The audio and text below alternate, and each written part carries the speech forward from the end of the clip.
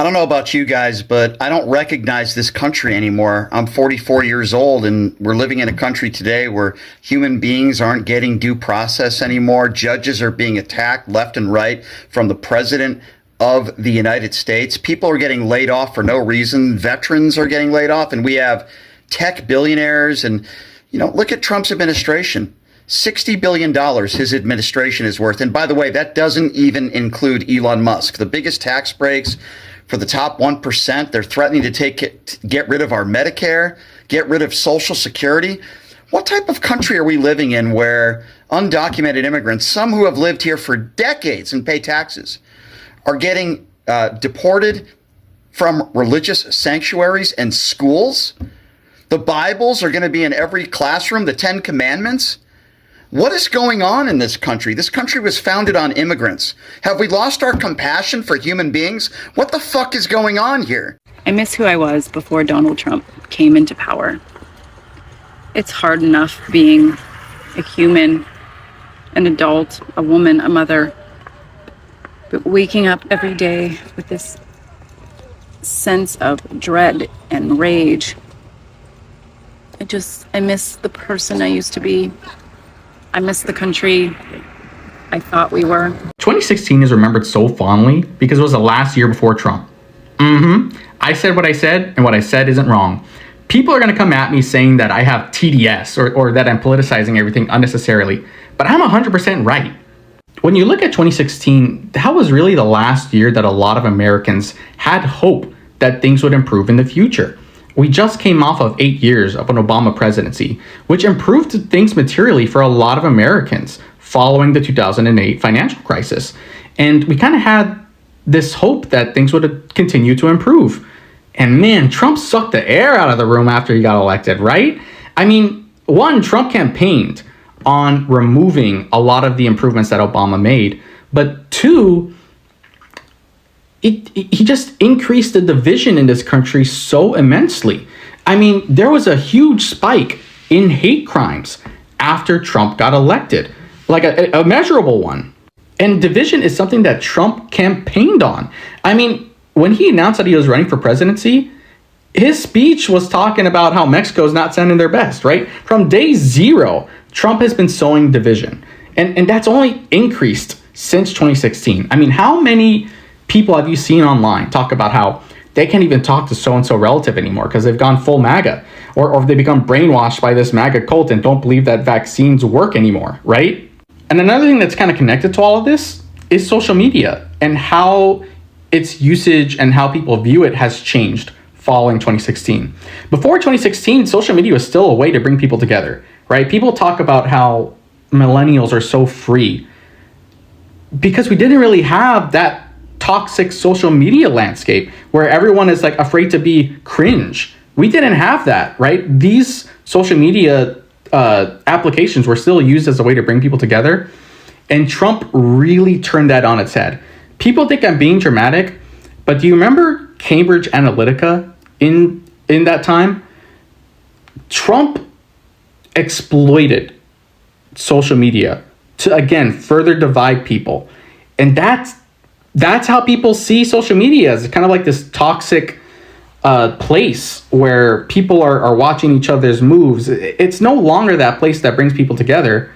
It's just a way to spread hate. So I think that changed with Trump being elected. Again, people are going to say I'm dramatic, I got TDS, blah, blah, blah, blah. But I think that's why there was this historic vibe shift, really, in 2016 or after 2016, and it all leads to Trump. Many Americans never thought they would say out loud that they missed life before Trump, and not because everything was perfect, but because every single day did not feel like chaos, rage, fear, and emotional exhaustion. People miss waking up without wondering what outrageous headline would hit next, no? They miss a country that is calmer, less divided, and less angry. Right now, many people feel like they're mourning the loss of peace, stability, and basic decency in America. So let's have a look, and thank you so much for your support. Please share and subscribe, right? Let's dive into it. Y'all want to know what angers me? A poll was just recently released that highlighted Americans now view Joe Biden as a better president than Donald Trump. That Joe Biden did a better job than what Donald Trump is currently doing. And why that just upsets me to the highest degree is because we as the American people have got to start seeing clearly when it matters the most. Not after the fact, not after a decision has been made. Because I've watched countless people lambast about how they couldn't relate to Kamala, but you knew who Donald Trump was. Joe Biden was too old, but you knew his character. And you knew Donald Trump's character. And you still voted for Donald Trump. Or you chose to sit out the election to prove what point I'm still trying to understand. But here we are, a year and some change later, far worse than where we were back in 2024. We now have federal agencies killing American people. We have the innocent being deported and snatched up, who their only crime, I guess, is crossing the border illegally, but other than that, have been productive citizens of this nation. We got 5-year-olds being detained by ICE. The president putting tariffs on everybody, the rule of law being completely disregarded, and now we've finally come to our senses? It's too late. Donald Trump has irreparably damaged the U.S. Standing worldwide, and it will never return to its prior. We will never be back where we were. Why? Because now it is clear to the entire world that the United States system of government is so fragile and so broken that one person, one guy, with no oversight can destroy the entire world's economy because he doesn't understand how tariffs work. And why would they ever trust us again? Why would they ever trust us again? Okay? We're cooked. There's no coming back from this. Even if someone else gets elected in 2028, they're going to go, well, why do we want to start buying from them? We could suddenly get more tariffs put on us. Why would we want to enter a trade deal with them? They could just go back on it because remember when Trump was president, they just ignored a bunch of previous negotiated agreements. They're not going to trust us, okay? Our standing in the world is done. I don't think we will. I don't think we will in my lifetime. I'm 57. I mean, Donald Trump has caused decades worth of destruction in 15 months. We've alienated every single one of our allies throughout Europe. We've alienated all of our allies in Asia, Australia, not just with his tariff bullshit that he's been doing for the last year, but he's been openly hostile to all of our allies around the world. And now in engaging in this war, we have caused them to experience catastrophic economic consequences from a war that they weren't even involved in. And a key thing to remember is that Donald Trump didn't take over the United States. He didn't take over the presidency. Our electorate has demonstrated to the world that we will elect people like this to be president. We've done it twice. We will voluntarily put a person like this in charge of the United States. And so it's not just a Trump problem. The actual problem is the voting electorate in this country.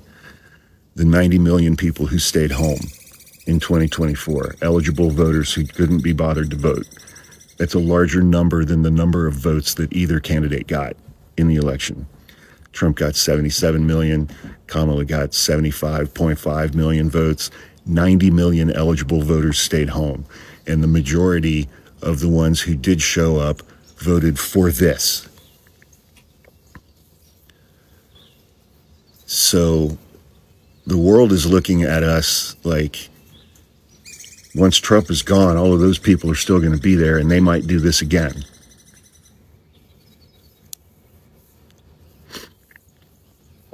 I don't think we're going to recover in my lifetime, nationally, internationally, economically. I don't think we will. I mean, are the midterms going to fix that? No, they're not. Everyone still needs to go out and vote for Democrats, but no, they're not. We can rein him in a bit, maybe, possibly, potentially. But the electorate of the United States did this to the entire planet. And the rest of the planet is looking at us as though we definitely have the capacity and the capability to do that again. This is what happened when you allow a real estate developer to negotiate our foreign policy. I didn't vote for Trump. It's a secular, and he has strong supporters that believes in him, believes that he, despite of having no experience, never served in the government or nothing, and no education, should be making these type of decisions. And since you support him, you're his supporters, should deal with the consequences that goes along with his decision. And that means take off that MAGA hat. Don't go to the rally. Take your ass down to the military recruiter and sign up and go over to the Middle East and protect some of these soft motherfucking targets we got. Because you feel that a man who build houses or build buildings is equipped enough to make foreign motherfucking decisions that's going to impact the world.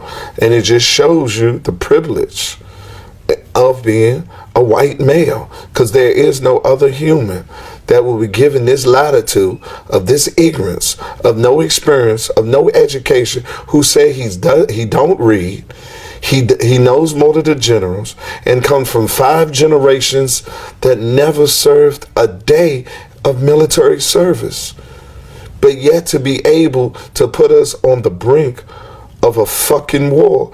There will be a day when Donald Trump is no longer the president of the United States. There will be a day when MAGA Republicans no longer have control over this country. There will be a day when the United States of America sees its most progressive era. I've been saying that Donald Trump is going to push the United States into its most progressive era yet, but I think the people of the United States of America will be the reason why we are pushed into the most progressive era yet. This week in Minnesota, you have seen so many people come together to make sure their neighbors are protected. There are people out there fighting to make sure that this administration does not do any more harm than they already are. There are people out there that are doing good things to make sure that their communities are okay. That energy is going to flow throughout the United States of America. And that will be represented in the policies that we push forward to stop this administration and to repair this country after it. When people say they miss life before Trump, they are talking about the emotional atmosphere of the country. Because there was a time when many Americans could go through their day without feeling mentally drained by politics. There was a time when every morning did not begin with outrage, fear, division, scandal, or even constant hostility. There was a time when families were not torn apart. But right now, many people feel like they are carrying a constant weight, the stress that never leaves. The country feels tense. The media feels toxic. Communities feel suspicious of one another, Every issue becomes hatred. Every problem becomes someone else to blame. And that is exhausting. And many Americans are not simply angry.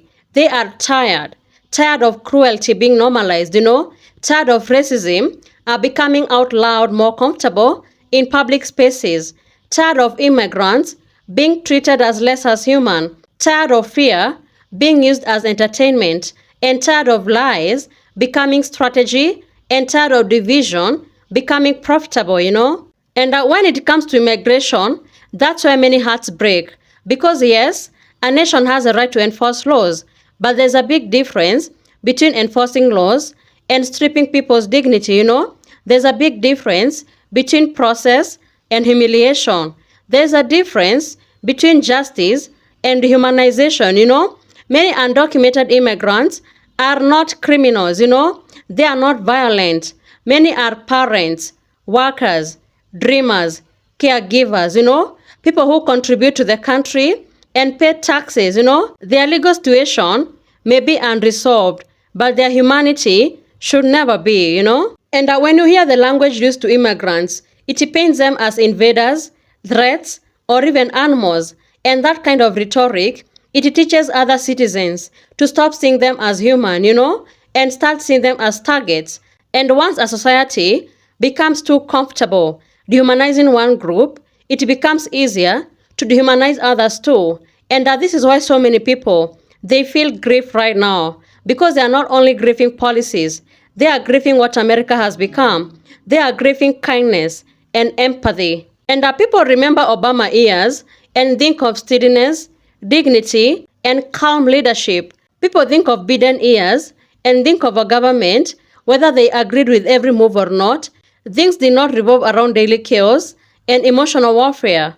And that contrast matters a lot, because leadership sets the tone of a country. When leaders speak with empathy, people feel safer. When leaders unite, a division can slowly heal. But when leaders thrive on anger, humiliation, and revenge, every day feels like a crisis. And this is why so many Americans, they miss life before Trump. They miss the peace of mind. So thank you so much for tuning in. Be sure to like, subscribe, and share. Have a good one. I'll see you in the next video.